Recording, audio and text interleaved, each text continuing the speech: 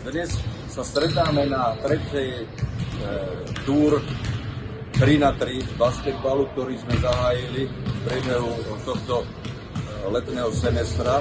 A dnes je motivom stretnutia hlavne to, aby sme sprizvukovali prípravu družstva 3x3 a 5x5 na Slovenskú letnú univerziádu, ktorá bude v septembri tohto roku.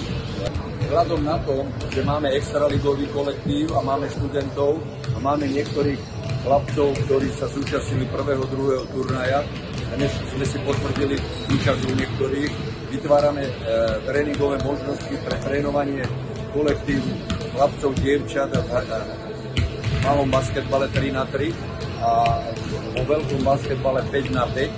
A ja verím tomu, že ešte pribudnú ďalší hráči alebo hráčky, tak aby sme mohli postaviť čo najviac skupín smerom k takej malej akoby letnej olympiáde vysokoškolákov.